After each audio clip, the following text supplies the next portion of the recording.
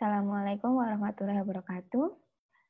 Pada kesempatan ini di sini akan saya lanjutkan dalam menyampaikan teori tentang pembentukan sel koordinasi yang sebelumnya telah kita bahas tentang teori ikatan valensi.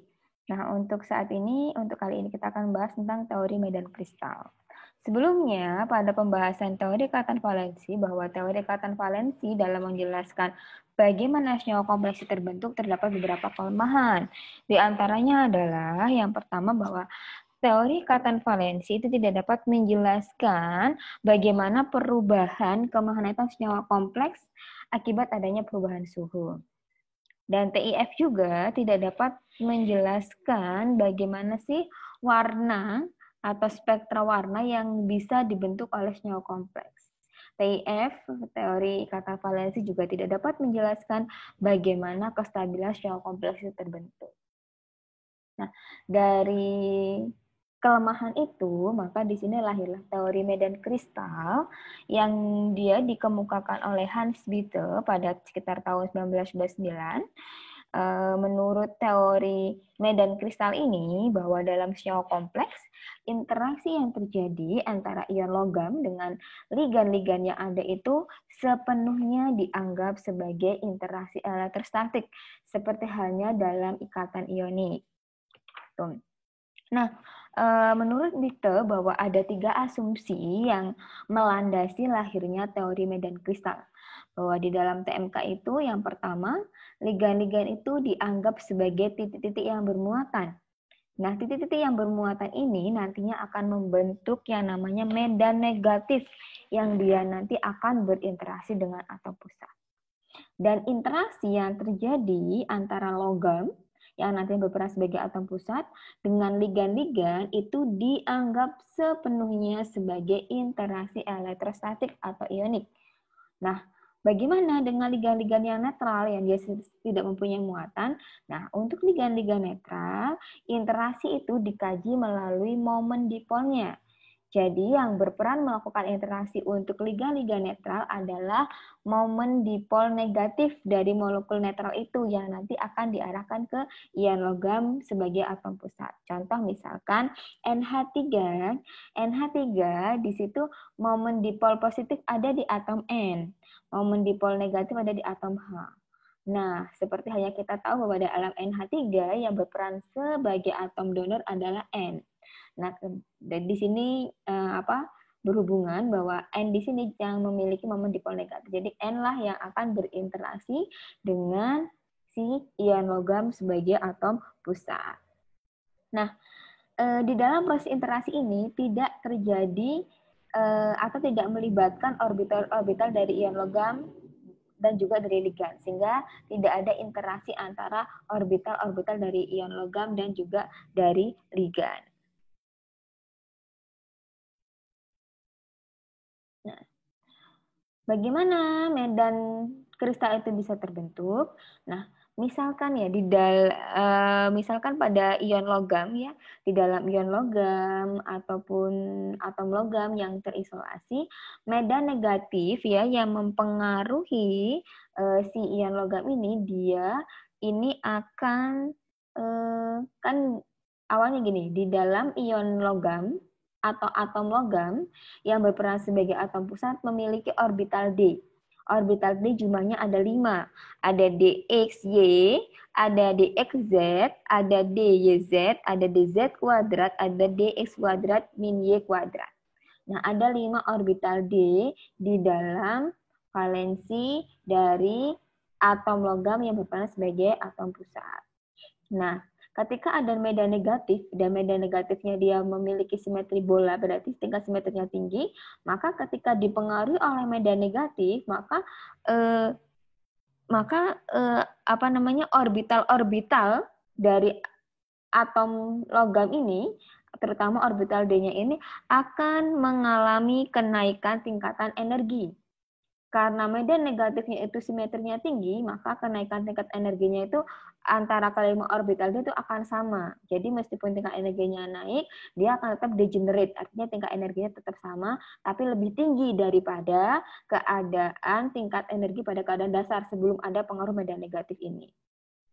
Nah, akan tetapi ketika medan negatifnya itu berasal dari ligan, ya, medan negatif ini bentuknya kan tidak bisa seperti medan negatif supersimetri bola. Karena apa? Karena jumlah ligannya terbatas, sehingga medan negatifnya juga terbatas. Sehingga pengaruh medan negatif yang berasal dari ligan itu eh, tidak akan memberikan pengaruh yang berbeda terhadap kelima orbital D.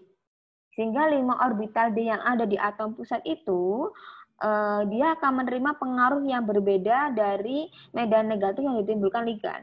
Sebagai akibatnya, tingkat energi yang diterima oleh masing-masing orbital D itu akan berbeda. Pengaruhnya tidak sama. Ada yang lebih tinggi, ada yang lebih rendah. Nah, ada yang lebih tinggi, ada yang lebih rendah. Sehingga nantinya hal inilah yang akan menyebabkan namanya splitting. Splitting itu adalah pemisahan orbital. Jadi nanti 5 orbital itu akan terpisah satu dengan yang lainnya. Bagaimana pemisahan itu terjadi?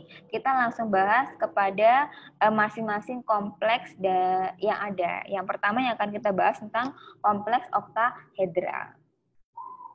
Nah, bagaimana pada kompleks oktahedral itu terbentuk? Seperti yang kita tahu bahwa dalam kompleks oktahedral dia memiliki 6 ligan yang dia berikatan satu dengan yang lain nantinya membentuk geometri oktahedral. Nah, 6 ligan yang ada dia itu akan mendekati atom pusat sampai jarak tertentu. Jadi dalam proses pembentukannya 6 ligan yang akan nantinya membentuk senyawa kompleks akan mendekati atom pusat sampai jarak tertentu. Ketika sudah jarak tertentu itulah, maka ikatan akan terbentuk. Bagaimana ikatan akan terbentuk? Nah, ligan-ligan yang tadinya mendekat itu akan berperan sebagai medan negatif yang dia akan berinteraksi dengan 5 orbital D dari atom pusat. Akan berinteraksi.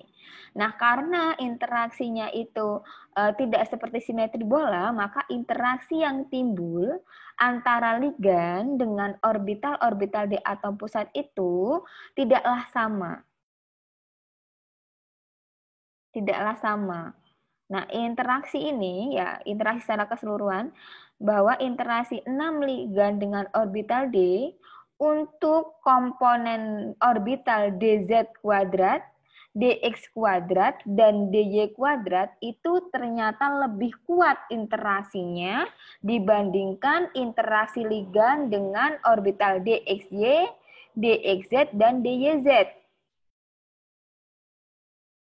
Nah, perbedaan interaksi ini menyebabkan terjadinya splitting atau pemisahan orbital. Nah, contohnya di sini. Ini adalah orbital D atom pusat ketika dia dalam keadaan bebas. Nah, setelah orbital D ini dipengaruhi oleh ligan, medan negatifnya di ligan, maka ligan dan interaksi ligan dengan atom pusat akan membentuk yang namanya medan oktahedral. Nah, ketika sudah di dalam medan oktahedral, tingkat energi dari si orbital D atom pusat dia akan naik akibat interaksi itu. Nah, ketika di sini, nah ini energi rata-ratanya. Tapi karena interaksi yang timbul, yang dirasakan oleh kelima orbital D adalah tidak sama, di mana dz kuadrat, dx kuadrat min y kuadrat itu lebih tinggi, maka di sini terjadi yang namanya splitting atau pemisahan orbital. Nah, terjadilah splitting atau pemisahan orbital. Jadi di sini tingkat energi dari dxy, dyz, dan dxy, dxz, dan dyz ini lebih rendah daripada dx kuadrat, y kuadrat, dan dz kuadrat. Ini akibat dari adanya pengaruh medan negatif itu. Pengaruh medan negatif dan interaksi yang tidak sama, sehingga terjadilah splitting. Nah, ini adalah diagram tingkat energi untuk medan oktahedral. Anda harus menghafal ya. bentuknya seperti ini, bahwa 5 orbital D ini akan mengalami splitting atau pembelahan menjadi 2 bagian orbital, yaitu yang bawah adalah 3 orbital, yang atas adalah 3 orbital. Dalam penggambaran nanti, tingkat energi keadaan bebas tidak perlu digambarkan. Jadi nanti Anda akan menghasilkan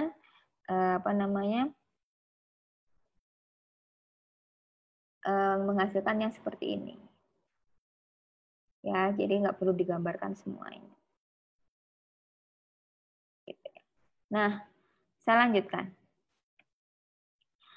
Ini ketika Anda gambarkan, ini adalah digambar diagram tingkat energi dan pemisahan orbital dari kompleks oktahedral. Kalau kemarin di teori ikatan valensi Anda menggambarkan bentuknya bisa kotak-kotak atau garis-garis, tapi kalau di dalam teori medan kristal untuk kompleks oktahedral bentuknya seperti ini. Ini Anda harus hafal bahwa rumusnya untuk kompleks oktahedral itu adalah 3, 2. Nah, kelompok orbital dz kuadrat, dx kuadrat min y kuadrat ya, ini disebut sebagai orbital EG. Nah, ini disebut sebagai orbital EG. Orbital EG itu ada 2, 1, 2. Satunya adalah orbital dz kuadrat, satu adalah orbital dx kuadrat min y kuadrat. Sedangkan kelompok orbital yang di bawah itu disebut sebagai orbital T2G yang anggotanya adalah dxy, dxz, dan dyz dan dyz. Ini orbital T2G. Nah, perbedaan splitting ini atau menyebabkan kan terjadi karena ada perbedaan energi. Nah, perbedaan energi dari dua kelompok ini dinyatakan dalam bentuk dengan harga 10 deki. 10 deki yang menyatakan perbedaan harga dari dua orbital yang ada. Bagaimana pengukuran harga 10 deki?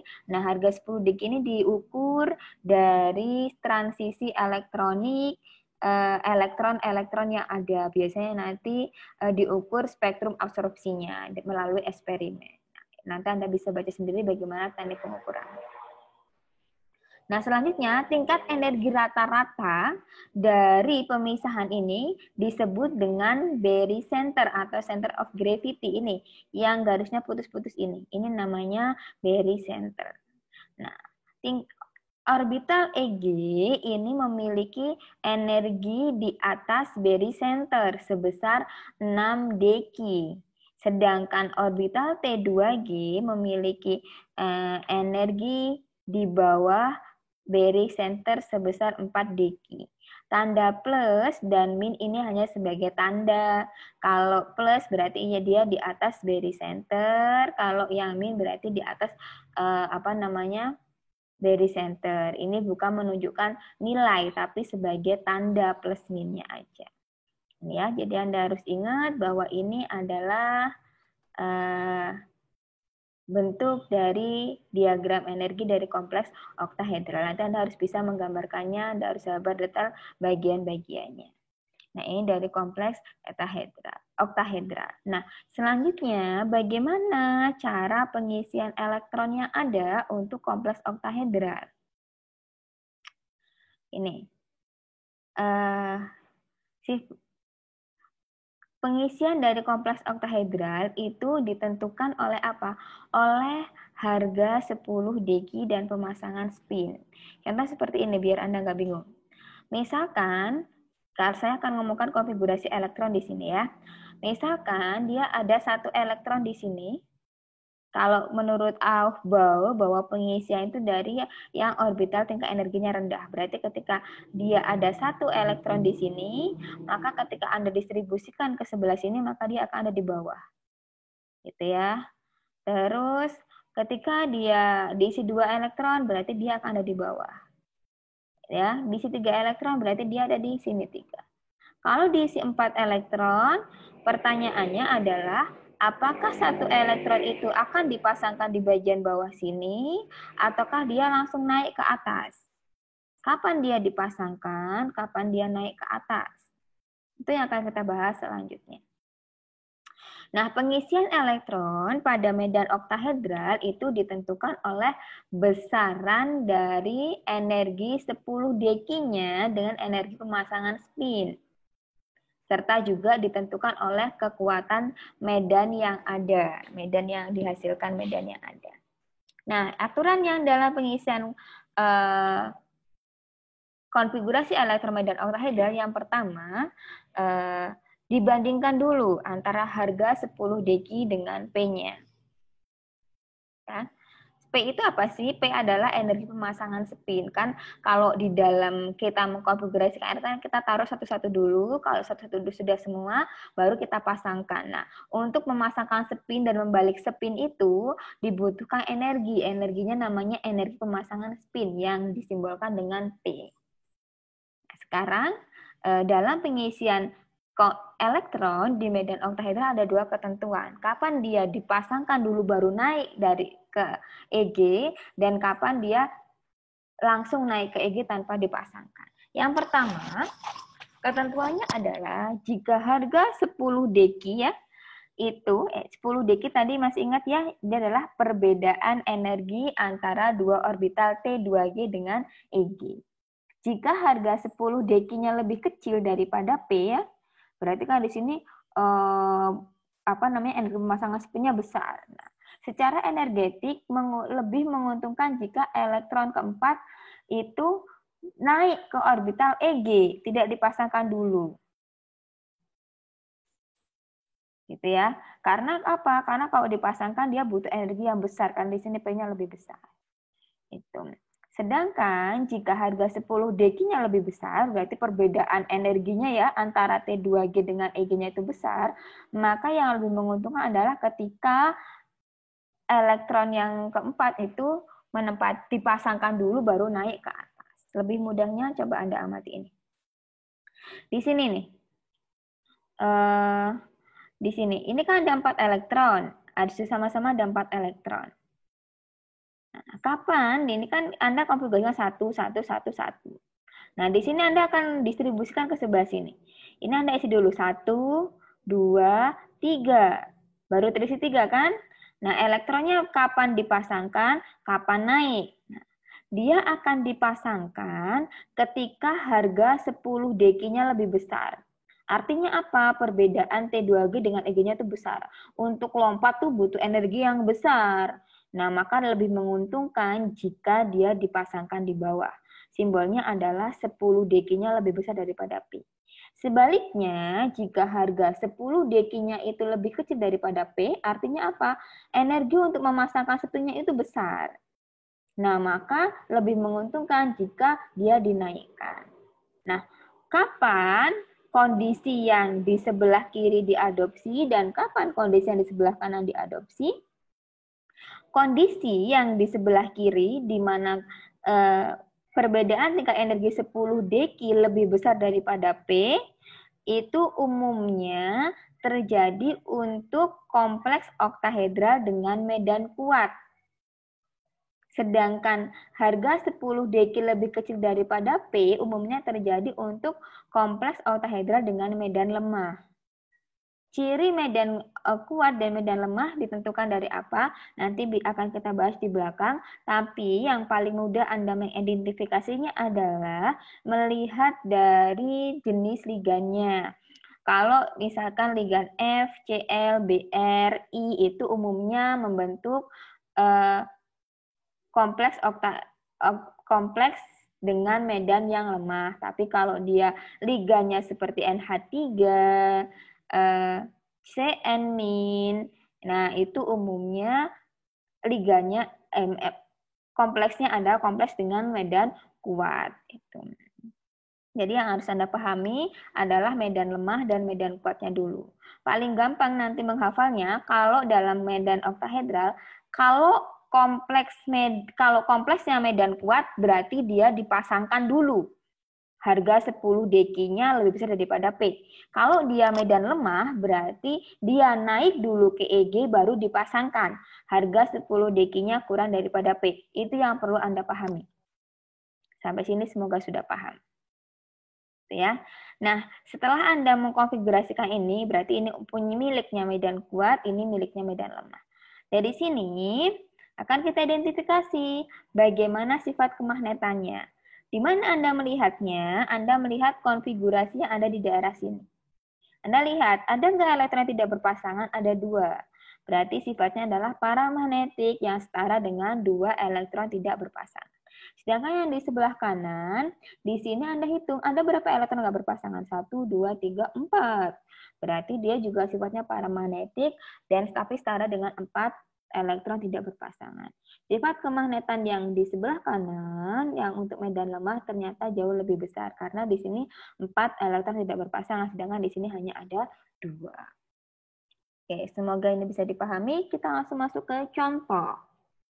Nah, di sini ada kompleks oktahedral. Dua kompleks dengan atom pusat yang sama tapi ligannya berbeda. Yang pertama COF6 ion kompleks COF6 3- dan ion kompleks CONH3 6 kali 3+. Nah, jelas sekali untuk CO ini atom pusatnya sama. Yang perlu Anda identifikasi yang pertama kali adalah jenis atom pusat dari kedua kompleks. Jenis atom pusatnya. Nah, ini kalau kita kupas breakdown ternyata atom pusatnya adalah CO3+. Nah, CO3+ dia memiliki konfigurasi elektron apa? Ternyata Ar3D6.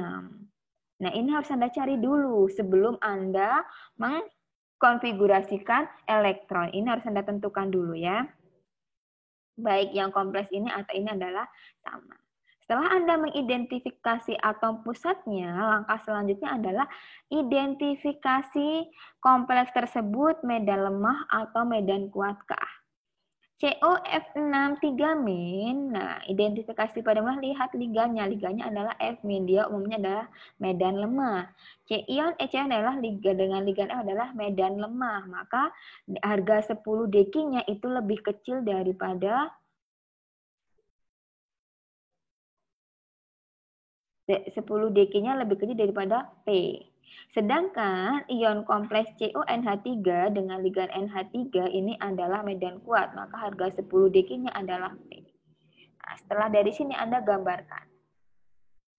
Ini yang pertama saya gambarkan dulu untuk yang ion CONH3 6 3+. Anda sudah mengidentifikasi dan menemukan bahwa kompleks ini adalah medan kuat, di mana harga 10 dekinya lebih besar daripada P.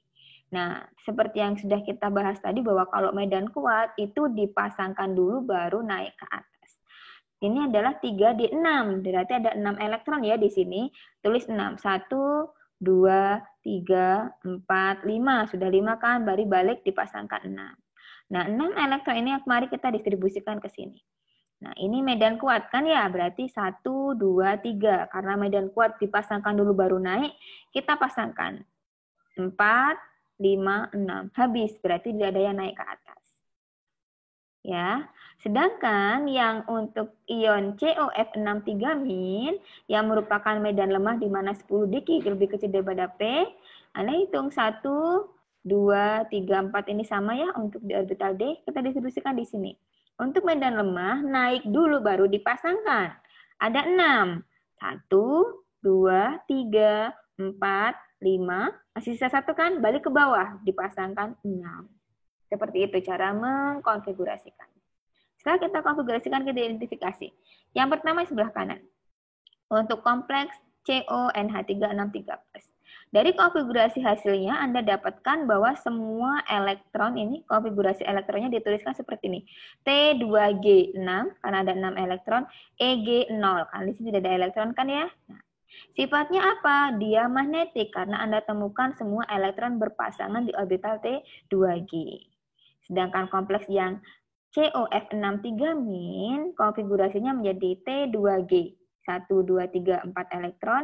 EG, di sini hitung 1, 2, 2 elektron. Ini cara menuliskan konfigurasinya. Sifat paramagnetiknya, sifat kemagnetan adalah paramagnetik. Karena di sini ada, ada berapa? Tidak berpasang. 1, 2, 3, 4. Ada 4 elektron tidak berpasangan. Untuk lebih paham lagi, di sini masih ada contoh lagi. Masih kompleks oktahedral. Di sini ada contoh FeH2O6 3+ dan EC6 3-. Nah, Langkah pertama yang harus Anda lakukan adalah tentukan dulu atom pusatnya. Nah, atom pusat kedua kompleks ini ternyata sama, yaitu Fe3+. Tentukan konfigurasi Fe3+, yaitu Ar3D5. Kita butuhnya adalah yang di orbital D valensi 3D-nya itu ada berapa elektron. Nanti ini yang dibutuhkan dalam konfigurasi elektron. Setelah ini ketemu, Anda identifikasi kekuatan medan kristalnya. FeH2O6 3+, dia memiliki ligan H2O. Ligan H2O ini umumnya membentuk medan lemah, maka di sini 10 deki-nya lebih kecil daripada P, sedangkan ion Cn- itu umumnya adalah ligan kuat, maka dia membentuk medan kuat. Nah, kalau digambarkan sama dengan tadi, di sini ada 5.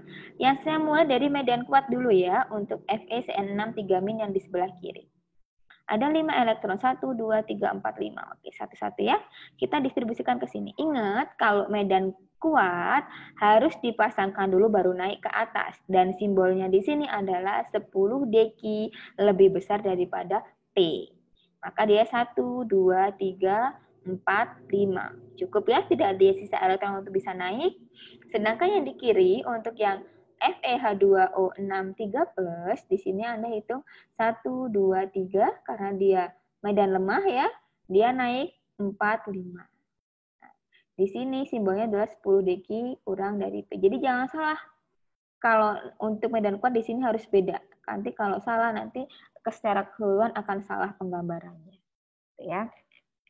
Untuk kompleks FeCN6 3- ya, ini konfigurasinya jadi T2G5 karena ada 5 elektron ya, Eg-nya 0.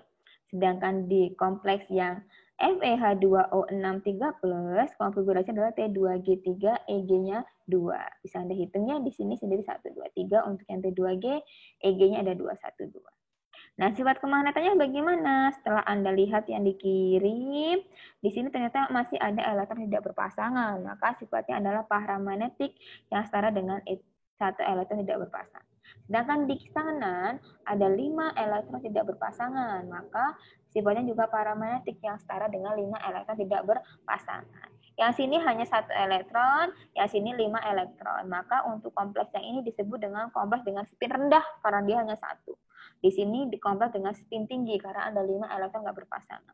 Sifat paramagnetiknya akan lebih kuat yang sebelah kiri yang spinnya tinggi karena setara semakin banyak jumlah elektron tidak berpasangan maka sifat paramagnetiknya akan semakin kuat. Itu untuk kompleks oktahedra. Bagaimana untuk kompleks dengan geometri yang lain? Oke. Saya akan masuk kompleks ini adalah kompleks tetahedral.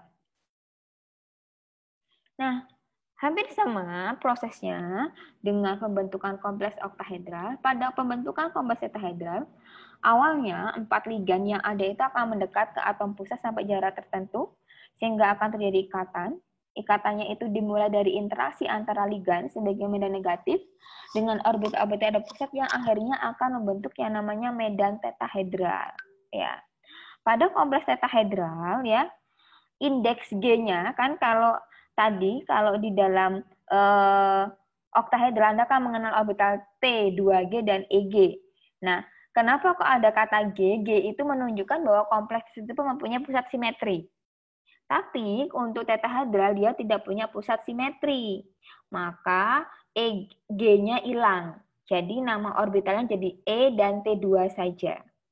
E itu mewakili dz kuadrat dan dx kuadrat min y kuadrat. Dan untuk T2 mewakili orbital dxy, dxz, dan dyz. Bagaimana interaksi yang terjadi antara ligan dengan 5 orbital di atom pusat untuk medan tetahedral? Bahwa ternyata dalam proses interaksinya itu kebalikan dari interaksi yang terjadi di kompleks oktahedral.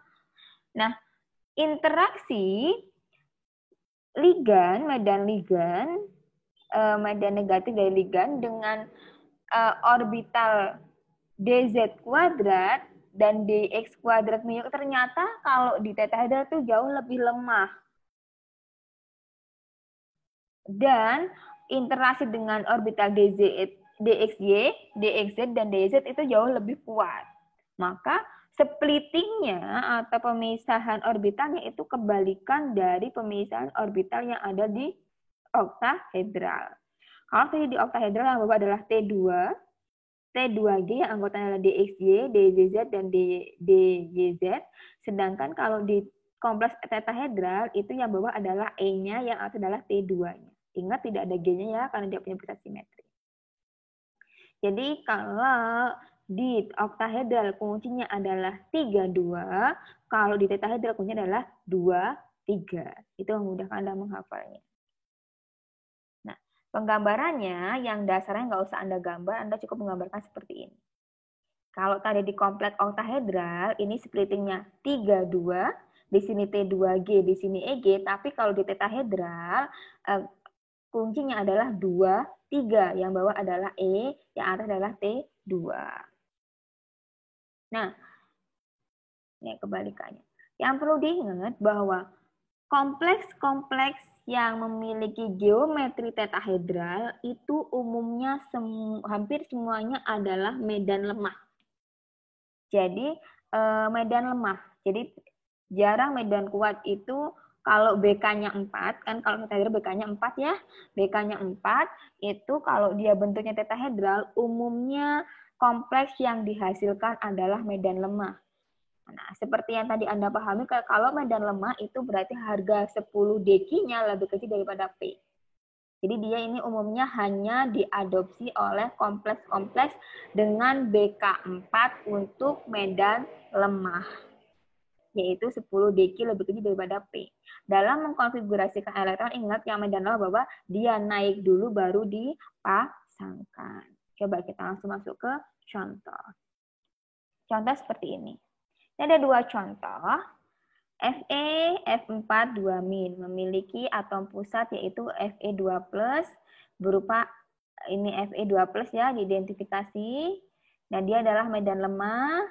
Yang COCl4, dia ternyata memiliki atom pusat CO2+ dengan ini D7, 3D7. Bagaimana menggambarkannya? Semuanya medan lemah. Berarti di sini untuk yang kompleks FeF4 2-, di sini ada 6 elektron kan? Kita gambarkan 1, 2, 3, 4, 5, 6. Kita distribusikan 1, 2, naik dulu ya. 3, 4, 5, baru ke bawah 6. Karena semua adalah medan lemah. Begitupun yang COCl4 2-. Dia ada 7. 1, 2, 3, 4, 5, 6, 7. Distribusikan ke sini. 1, 2, naik dulu. 3, 4, 5, turun lagi 6, 7. Oke. Dipasangkan, berarti naik dulu baru dipasangkan. Itu untuk medan lemah. Kita identifikasinya di sini, makanya konfigurasi elektronnya lihat. T2. Maaf, ini bukan TG ya, tapi T2. Ini bukan TG tapi T2. Berarti E3, 1, 2, 3 ada 3 elektron, dan T2, 3. Karena ada 3 elektron. Ini E4, T2, 3. Oke. Ini sifatnya apa? Di sini sifatnya adalah paramagnetis setara dengan 1, 2, 3, 4 elektron tidak berpasangan. Di sini juga paramagnetis tapi setara dengan 1, 2, 3 elektron tidak berpasangan. Oke, mudah ya. Semoga bisa dipahami. Sekali lagi, untuk kompleks tetahedral umumnya adalah medan lemah. Kompleks selanjutnya adalah kompleks bujur sangkar. Nah, kompleks bujur sangkar ini merupakan turunan dari kompleks oktahedral. Kan kalau Anda tahu kompleks oktahedral itu bentuknya ada 6 tangan ya. Itu ketika bagian atas yang berlawanan itu hilang ya, maka dia akan membentuk kompleks bujur sangkar. Nah, putusnya dua ligan dari kompleks oktahedral menyebabkan interaksi antara ligan dengan atom pusat yang melibatkan sumbu Z itu akan mengalami penurunan atau penurunan energi, sehingga tingkat energinya itu akan turun. Contohnya di sini, makanya di sini nih ya, tadinya ini kan tingkat energi dari orbital atau medan oktahedral 3, 2. Nah, di sini ketika dua ligan berlawanan hilang, maka di sini tingkat energi dari masing-masing orbital D, dia itu akan mengalami splitting lagi, di mana interaksi yang terjadi searah dengan sumbu Z akan mengalami penurunan. Maka semua komponen orbital yang memiliki sumbu Z, dia akan turun. Di sini ada dxz, dxy, ini akan turun ke bawah. Sedangkan yang tidak memiliki komponen sumbu Z akan naik. dxy dan dz akan naik. Jadi ini bentuknya seperti ini. Jadi kuncinya di sini nanti itu adalah kalau kita gambarkan ini yang kompleks oktahedra, ini adalah kompleks bujur sangkar. Lebih sederhana digambarkan seperti ini. Nah, kuncinya adalah kalau yang oktahedral tadi adalah 32, tetahedral adalah 23, kalau bujur sangkar adalah 2 1 1 1. Anda harus hafal ya, yang 2 ini punya siapa, ini punya siapa, ini harus hafal. Oke. Kebalikan dari kompleks tetahedral, bahwa semua kompleks yang memiliki geometri bujur sangkar adalah kompleks dengan medan kuat. Sehingga harga 10 dq-nya lebih besar daripada P. Maka dalam konfigurasi elektronnya nantinya harus dipasangkan dulu naik. Yang dipasangkan yang mana tuh? Yang ada harga ininya. Coba kita masuk contoh biar nggak bingung ya.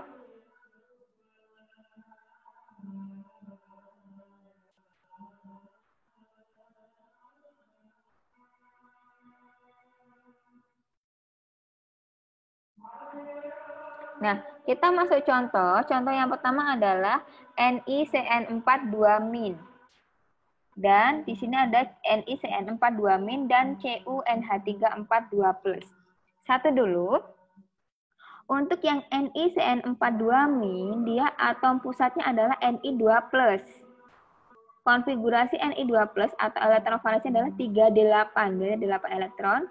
Seperti yang saya ungkapkan tadi bahwa semua kompleks bujur sangkar umumnya adalah medan kuat.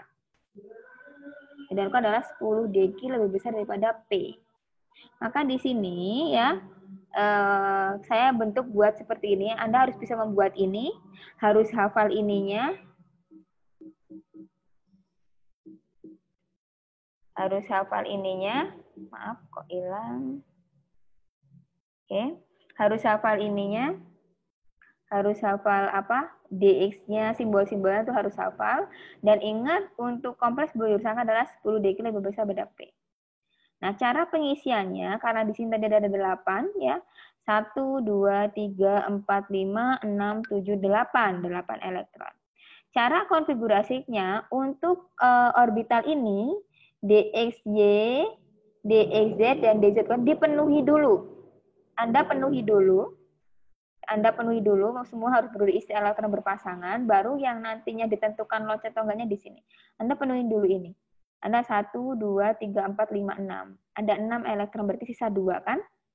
Sisa 2 Anda taruh di sini. 1, nah, masih ada 1 kan? Nah, naik atau tidak? Nah, karena di sini bujur sangkar adalah medan kuat, maka dia dipasangkan dulu baru naik. Ya. Nah, sekarang contoh yang kedua.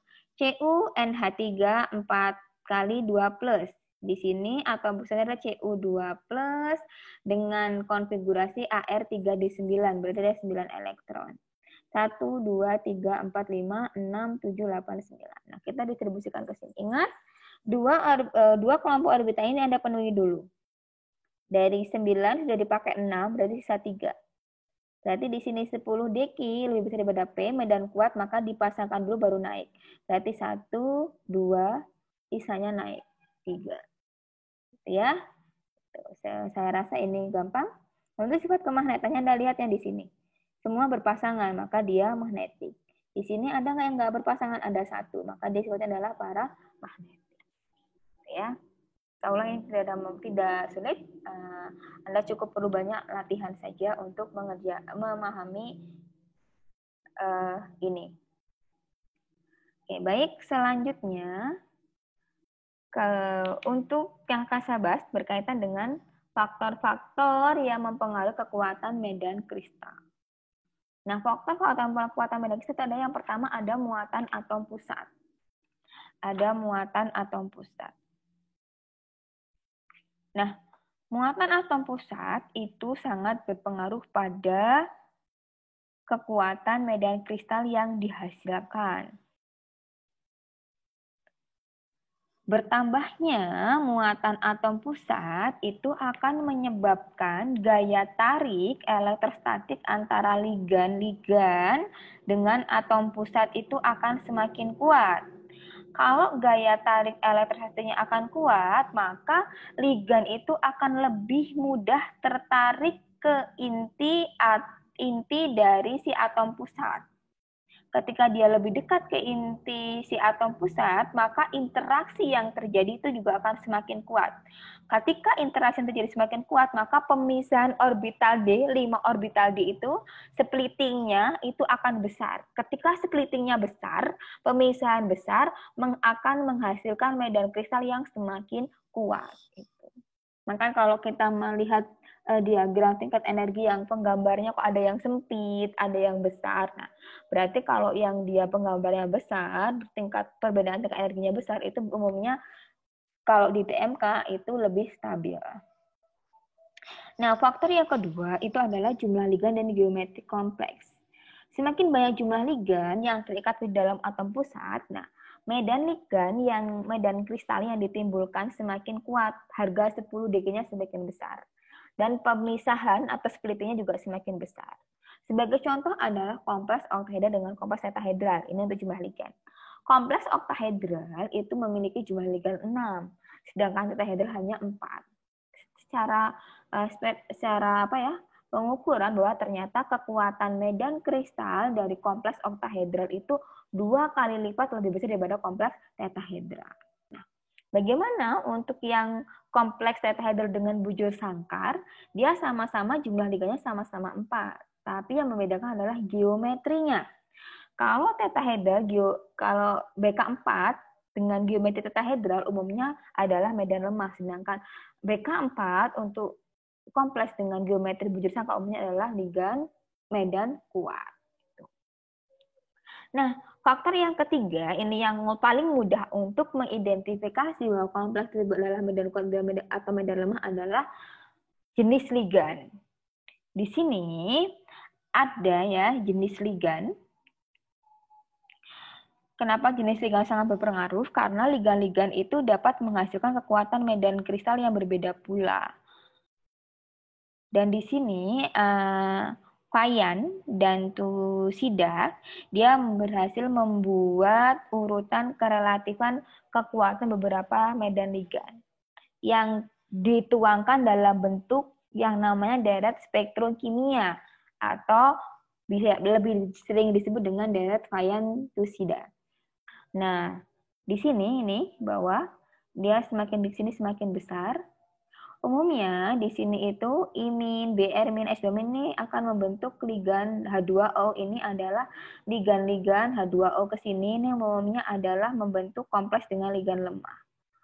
NCS ya, NCS ke sini ya, ini umumnya akan membentuk kompleks dengan ligan yang kuat atau kompleks dengan ligan kuat. Ini umumnya H2O ke sini umumnya adalah ligan lemah, sedangkan NCS ke sini umumnya adalah ligan kuat.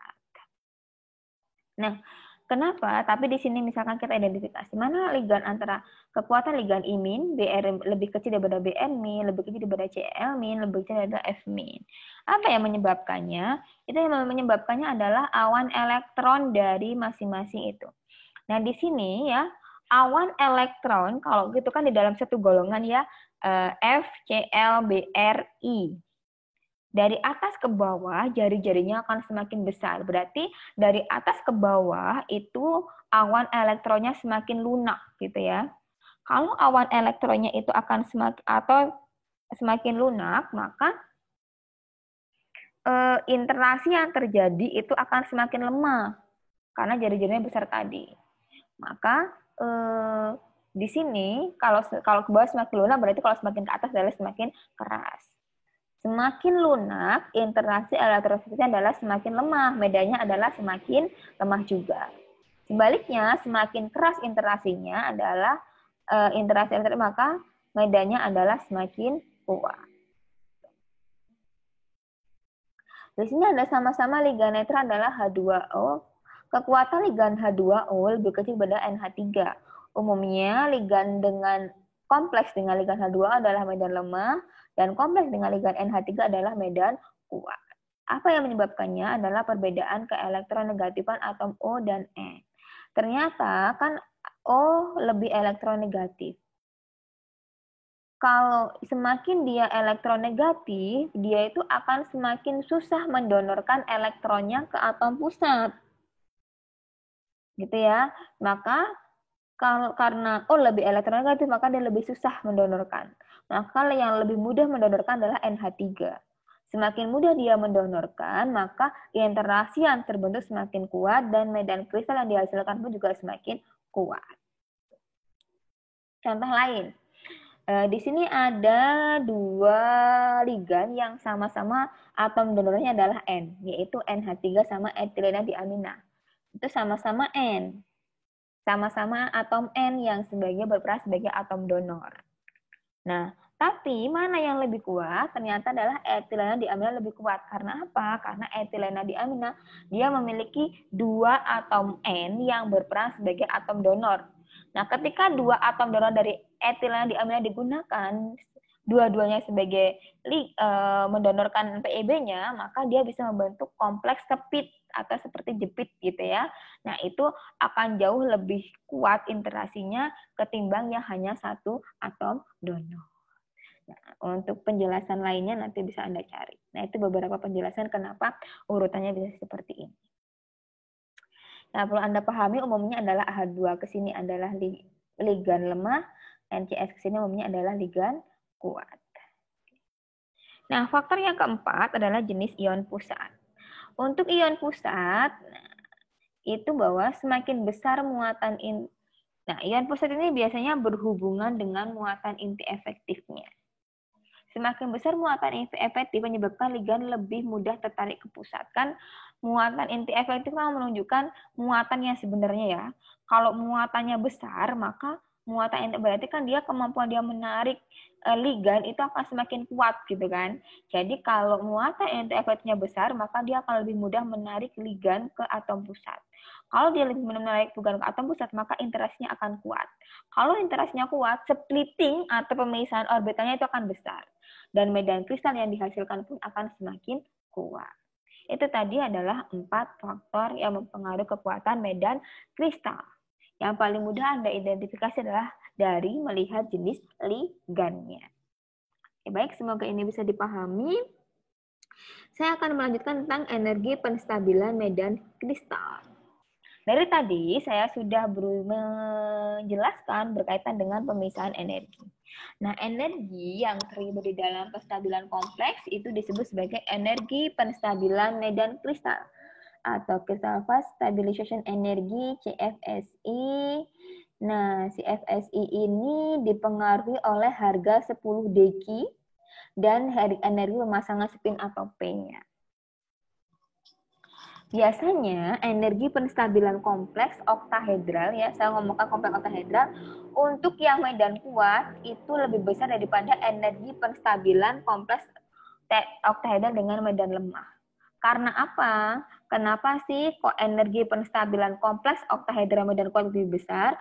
Disebabkan karena splitting atau pemisahan orbital D-nya lebih besar daripada medan lemah. Gambarnya seperti ini. Ini adalah splitting untuk kompleks oktahedral medan lemah. Yang ini adalah splitting kompleks oktahedral medan kuat. Saya mohon maaf, ini ada salah. Kalau medan lemah, berarti ini adalah 10 deki lebih kecil daripada P ya, bukan lebih besar. Lebih kecil daripada P. Kalau yang kuat, 10 deki lebih besar daripada P.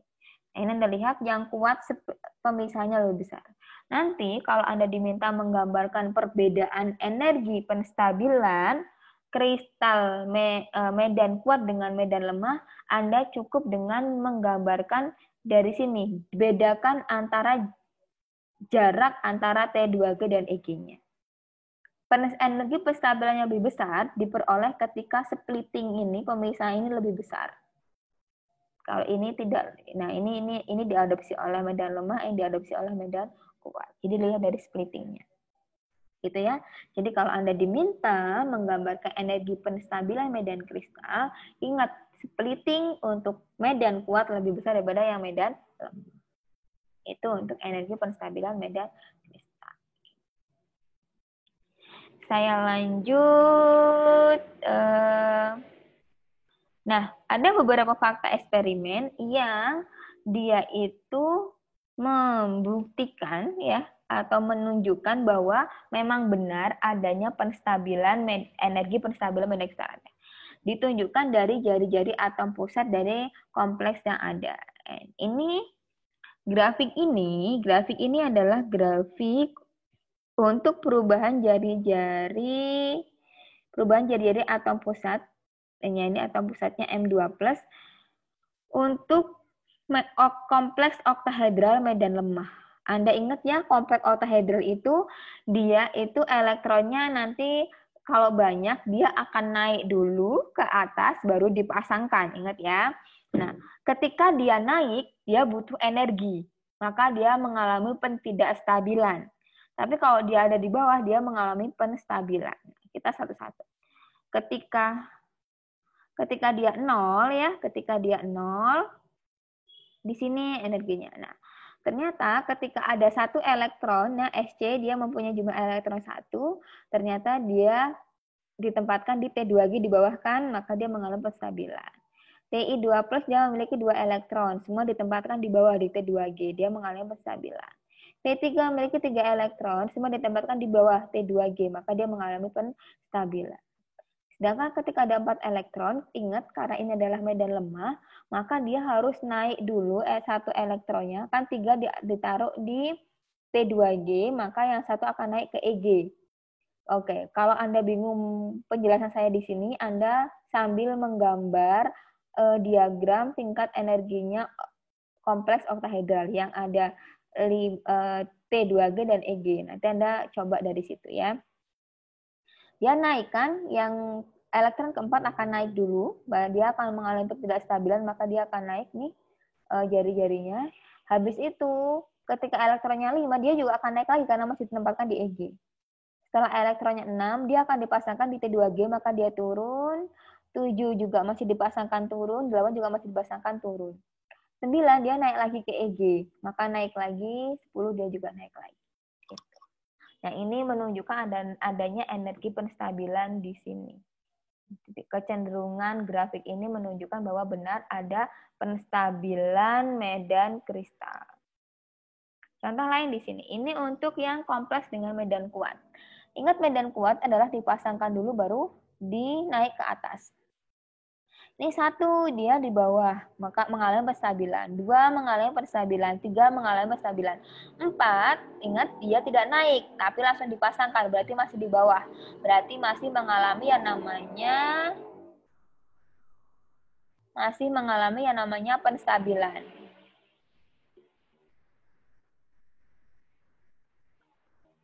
Terus yang 5, dia juga masih mengalami yang namanya penstabilan karena masih di bawah.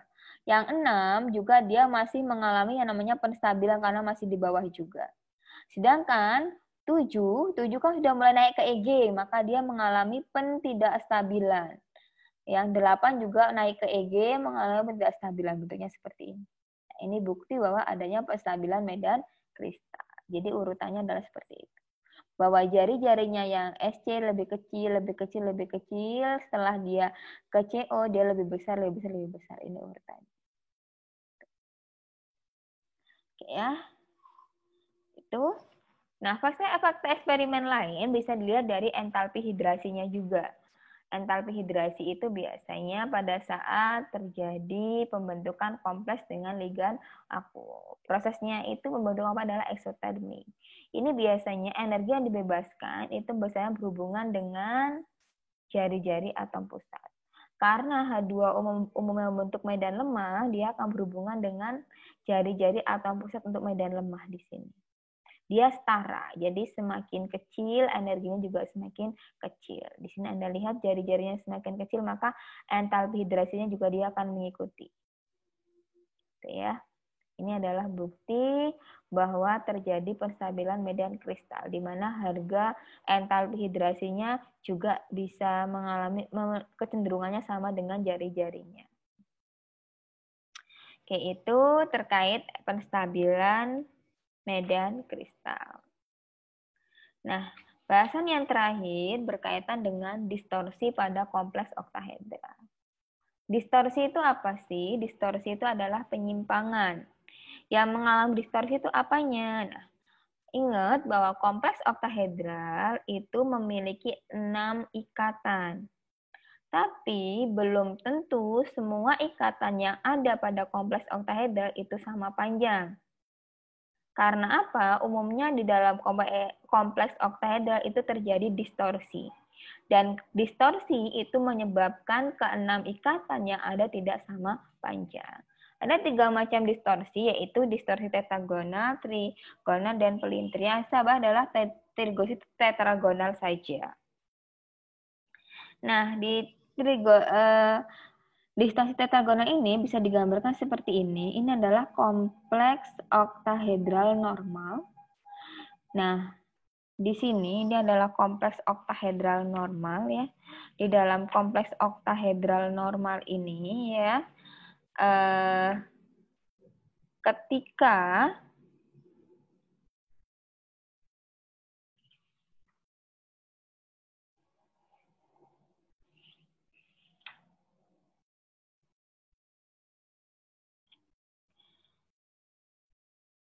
dia, nah di sini kan ada sumbu Z ya. Di sini ada sumbu Z ya. Ketika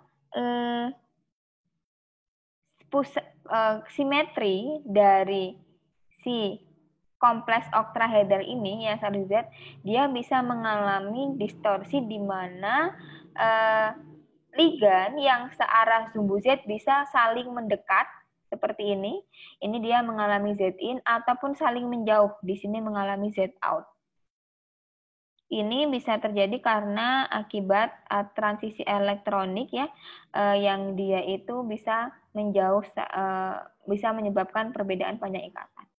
Kalau si ligan yang searah sumbu Z itu saling mendekat, ya dia akan mengalami Z in, maka ikatan yang ada di sumbu Z ini lebih pendek, sehingga 6 ikatan yang ada nggak setengah panjang. Sebaliknya, jika ligan yang searah sumbu Z saling menjauh, ya maka dia akan mengalami Z out. Ini juga ikatan nggak setengah panjang, di mana ikatan yang searah sumbu Z ini akan lebih panjang, sehingga ikatan yang ada di kompleks oktahedral tidak sama panjang. Distorsi tetragonal disebut juga dengan distorsi tujuan Taylor. Distorsi umumnya kadang tidak menguntungkan, tapi pada saat tertentu juga bisa menguntungkan. Kain dilandasi oleh teorema Zohn-Taylor yang menyatakan bahwa molekul non-linier pada keadaan elektronik yang degenerate, energinya sama. Nah, dia distorsi itu adalah suatu keharusan untuk menghasilkan energi yang lebih rendah. Kenapa kok dia bisa seperti ini atau seperti ini? Mungkin diadopsi oleh kompleks untuk mendapatkan energi yang lebih rendah. Nah, bagaimana cara Anda menentukan apakah kompleks tersebut mengalami distorsi Zohn-Taylor, Z-in atau Z-out dengan cara apa? Dengan cara Anda membuat diagram tingkat energinya. Nah, ini diagram tingkat energi ketika Anda ingin menghitung energi dari Zohn-Taylor itu. Nah, di sini ya,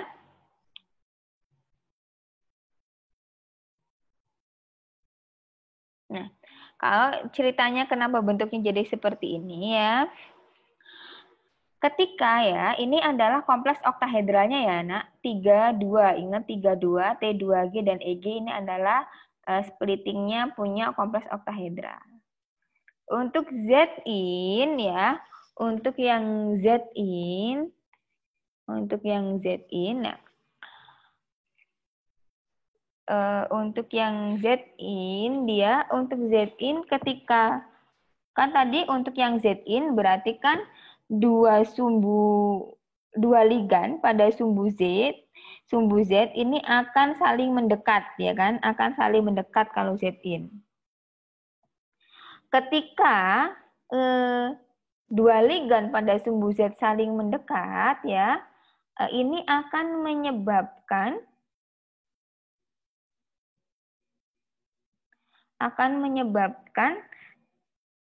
energi, kan ini saling mendekat Z-in, akan menyebabkan orbital D yang mengandung komponen Z, sumbu Z, itu mengalami ketidakstabilan. Artinya apa? Maka ini tingkat energinya akan naik.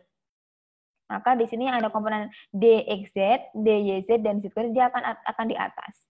Ini ketika dua ligan yang di sumbu Z saling mendekat atau mengalami Z-in, maka orbital D yang milik komponen sumbu Z itu akan mengalami ketidakstabilan sehingga dia akan naik energinya, maka dia akan di atas. Sedangkan yang tidak memiliki sumbu Z, dia akan lebih rendah energinya, dx kuadrat min y kuadrat, yang di bawahnya adalah dxz. Sebaliknya, untuk Z-out, ketika ligan yang searah sumbu Z saling menjauh, itu orbital D yang memiliki sumbu Z akan mengalami penstabilan, energinya akan turun dxz, dyz, dan di sini juga dz kuadrat, gitu ya. Jadi ini bentuknya diperoleh seperti ini karena itu tadi. Jadi perlu Anda ingat, yang Z-in, komponen Z-nya itu yang energinya naik, yang Z-out, komponen yang memiliki sumbu Z itu yang energinya turun. Nah, ini adalah nilai energinya. Ingat, min dan plus adalah tanda energi ya. Ini di bawah barrier, ini di atas barrier. Nah, ini perlu Anda ingat simbol-simbolnya, perlu Anda ingat juga besaran energinya. Nah, untuk mengetahui apakah kompleks mengalami Z-in ataukah Z-out atau tidak keduanya, dengan cara apa? Dengan cara Anda menghitung nilai PAD. PAD itu adalah penstabilan akibat distorsi.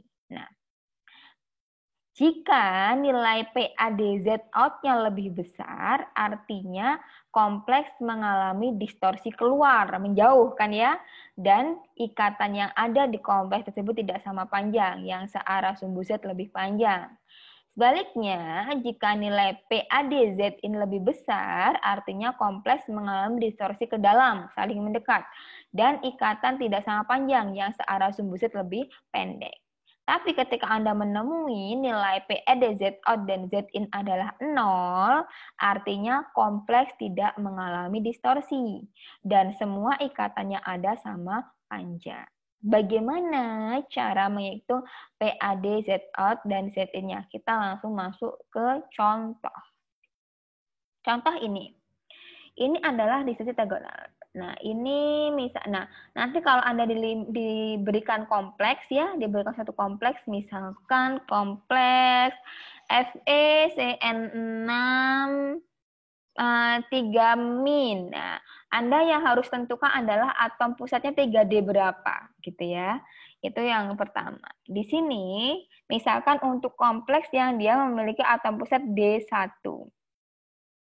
Untuk D1, baik untuk medan kuat atau medan lemah, ingat ya, distorsi tetragonal terjadi untuk kompleks oktahedral. Jadi, saya langsung ngomongkan kompleks oktahedral ya. Jadi, kompleks oktahedral untuk D1, baik medan kuat atau medan lemah, konfigurasinya adalah sama. Semua ada di bawah di sini ya. Nah, kita distribusikan coba ya.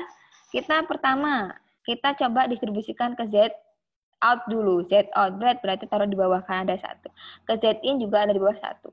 Kita hitung PAD-nya. Kita hitung PAD Z out dulu. Ada berapa elektron? 1 ada di sini. 1 elektron 1. 1 elektron dikali jumlah energinya. Energi di sini, daerah sini adalah min sepertiga. Min sepertiga dikali 1 kali min sepertiga adalah min sepertiga.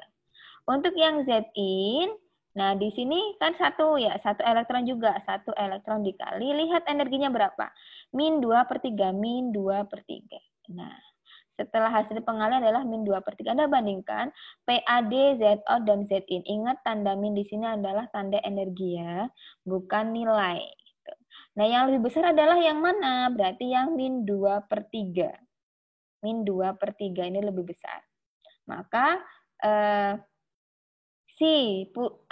kompleks oktahedral dengan atom pusat D1 dia mengalami penstabilan baik untuk medan kuat atau medan lemah, penstabilan adalah Zin. Artinya, kompleks oktahedral dengan atom pusat D1 dia mengalami distorsi ke dalam, menyebabkan ikatan yang ada tidak sama panjang, di mana ikatan yang searah sumbu Z itu lebih pendek. Oke. Biar tidak bingung, kita coba lagi ya. Sekarang, untuk kompleks oktahedral dengan atom pusat D2. Nah, untuk kompleks oktahedral dengan atom pusat D2, baik medan kuat atau medan lemah, konfigurasinya sama-sama masih di bawah, ya kan? Nah, sekarang kita distribusikan masing-masingnya untuk Z out dengan Z in. Z out dulu. 1, 2, ya kan? Untuk Z in, 1, ini naik ya 2. Karena udah nggak ada ruang kan? 2. Berarti sekarang kita hitung yang Z out dulu, Z out. Yang di bawah ada berapa elektron? 1, 2. 2 dikali energinya min 1/3, min 1/3. 2 dikali min 1/3 sama dengan min 2/3.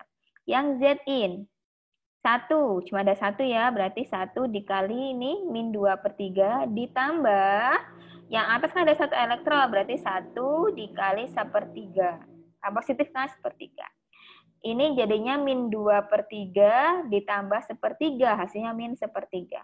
Besaran mana 2/3 dengan 1/3? Jelas besaran 2/3.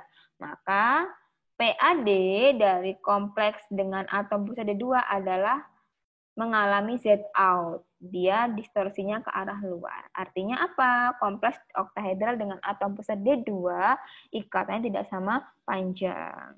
Yang searah sumbu Z lebih panjang karena Z out. Oke, contoh lain yang D3 sekarang ya, yang D3 masih sama.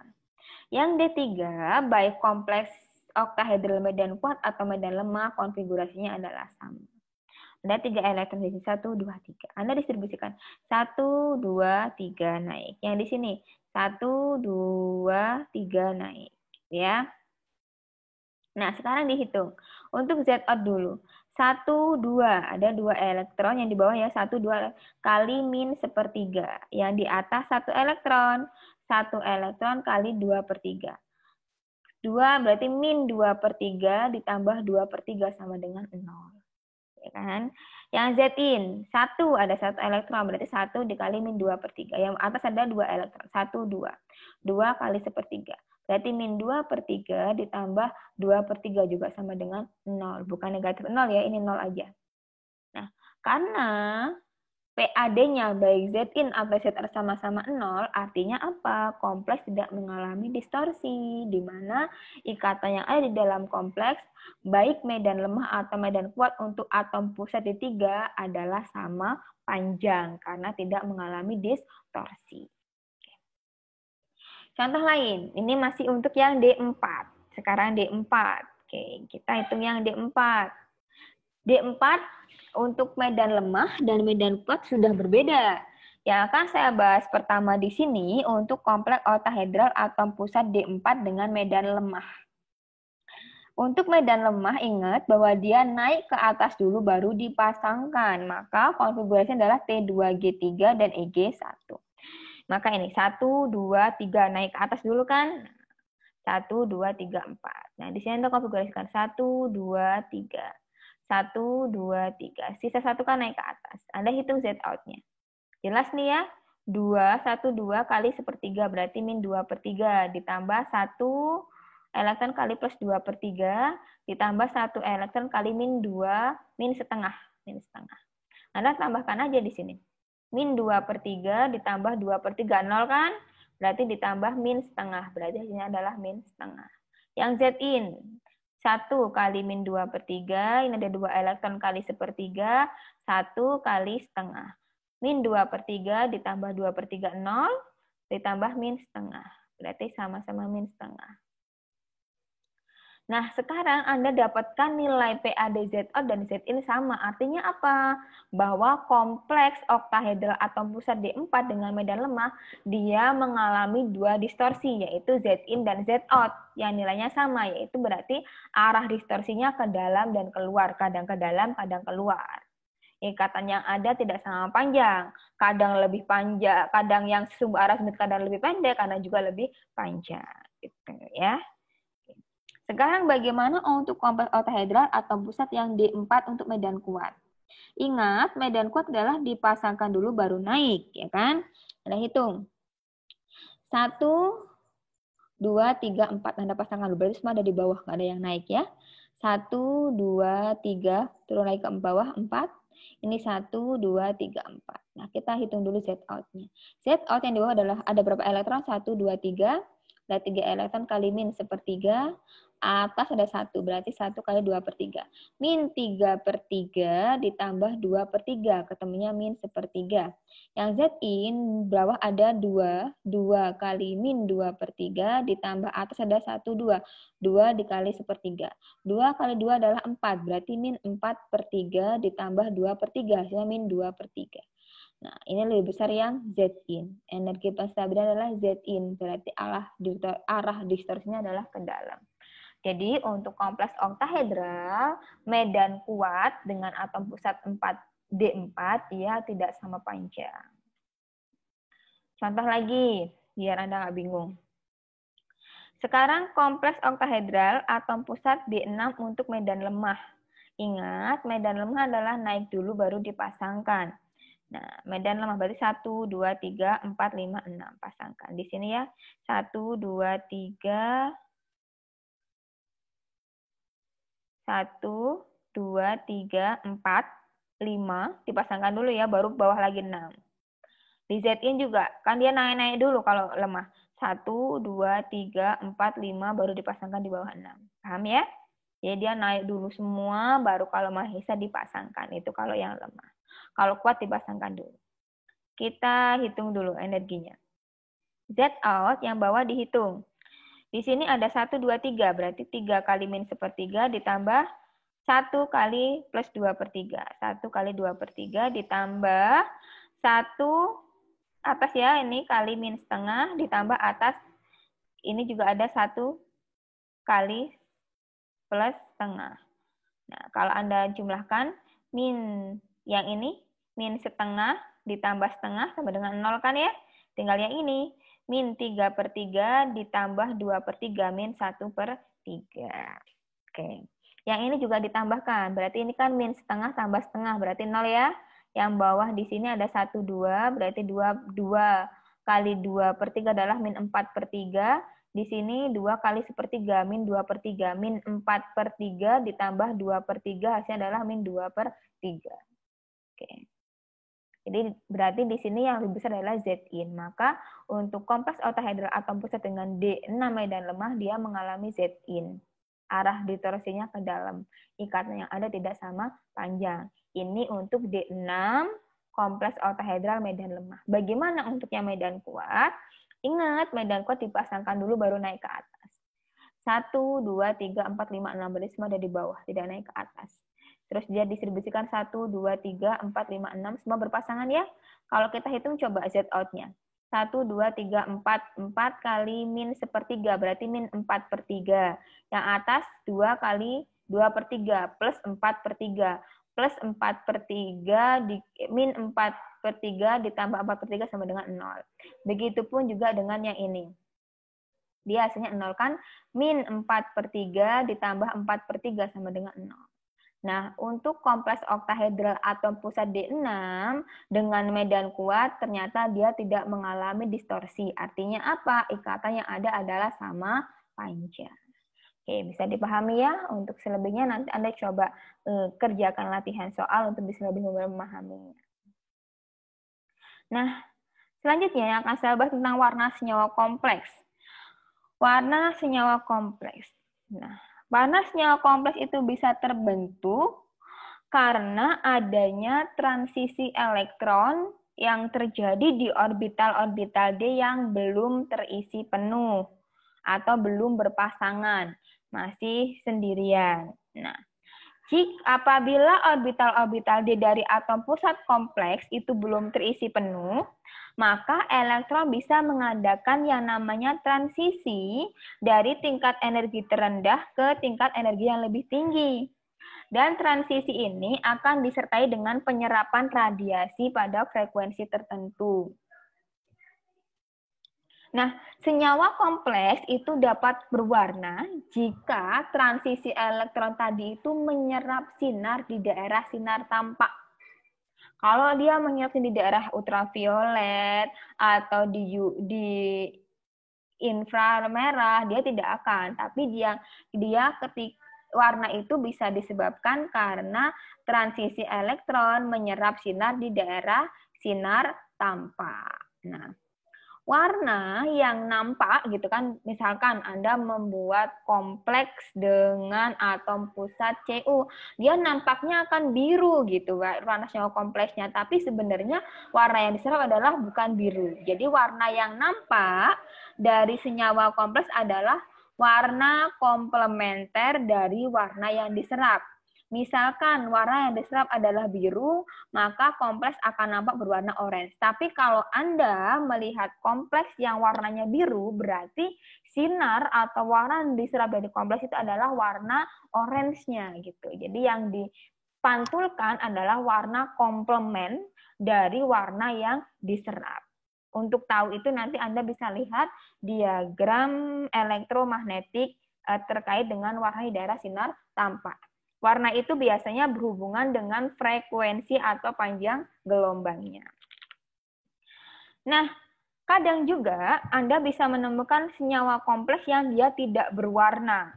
Nah, senyawa kompleks yang tidak berwarna itu umumnya dia tidak menyerap warna di daerah sinar tampak, ataupun dia menyerap sinar tapi di daerah UV, bukan UN ya, tapi UV atau di daerah IR.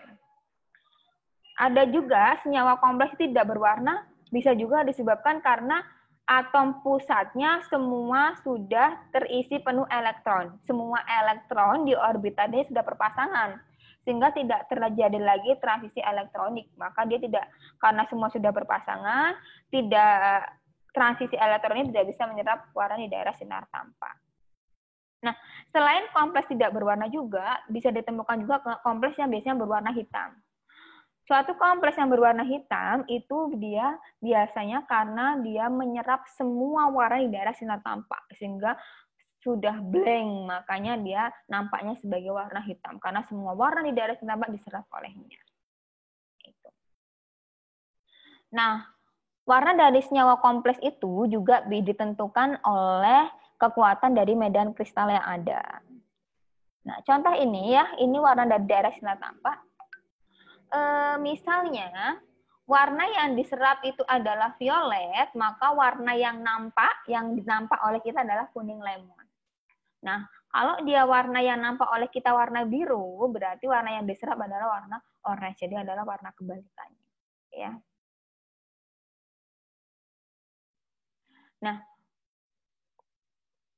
Nah, warna ini juga bisa tergantung dari kekuatan medan kristalnya.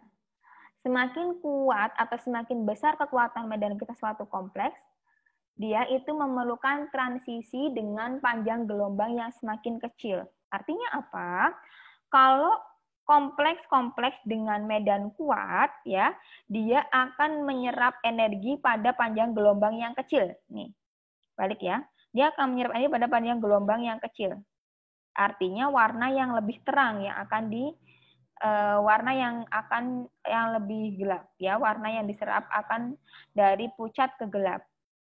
Nah, warna komplementer itu yang nampak adalah warna dari warna gelap ke pucat. Berarti semakin kuat, ya, semakin kuat suatu kompleks, maka warna yang diserap itu ada semakin gelap dan yang nampak akan semakin pucat. Nah, warna suatu kompleks itu akan semakin pucat dengan semakin bertambahnya kekuatan medan kristal. Contoh ini.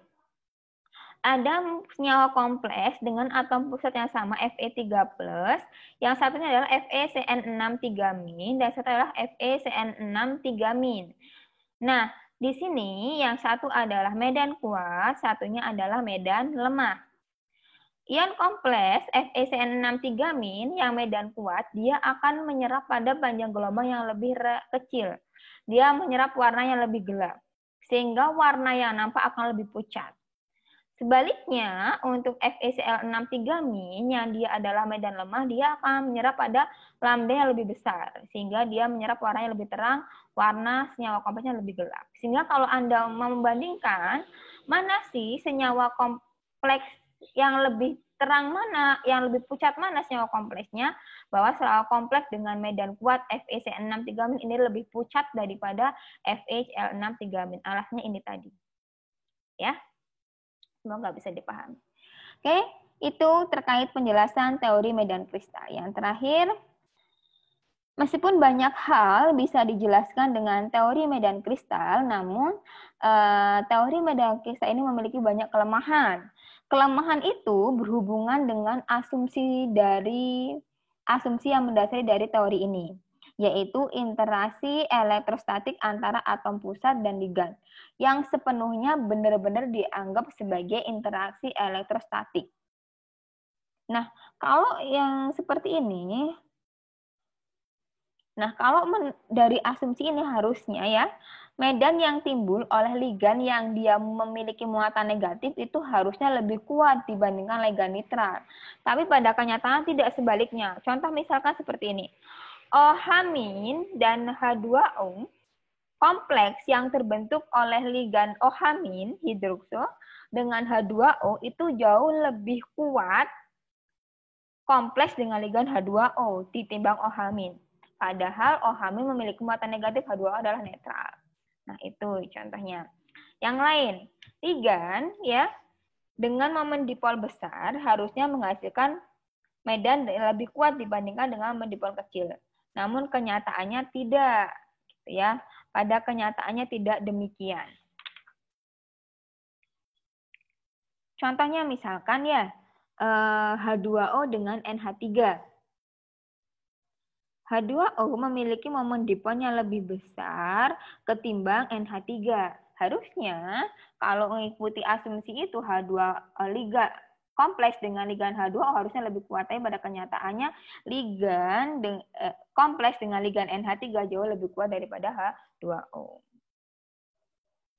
Nah, diperoleh juga fakta bahwa ligan-ligan dan atom pusat dapat mengadakan interaksi kovalen. Ini ditunjukkan diperolehnya senyawa kompleks atom pusat dengan bilangan oksidasi 0 dan juga ligan netral adalah NiCO4. Kalau kita jelaskan NiCO4 berdasarkan interaksi elektrostatik ini tidak akan sulit terjadi karena Ni adalah dia nggak memiliki elektron, D-nya adalah D0, ya biloxnya 0. Terus di sini CO-nya adalah netral, maka interaksinya itu Ni di sini itu adalah netral ya, tapi bukan D0, tapi dia netral atau biloxnya 0, maka harusnya tidak bisa, tapi pada kenyataan kompleks NiCO4 ini bisa terbentuk. Oke, demikian penjelasan untuk medan kristal, semoga bisa dipahami. Selamat belajar, silahkan diulang-ulang untuk bisa lebih paham dan lakukan banyak latihan. Terima kasih. Wassalamualaikum warahmatullahi wabarakatuh.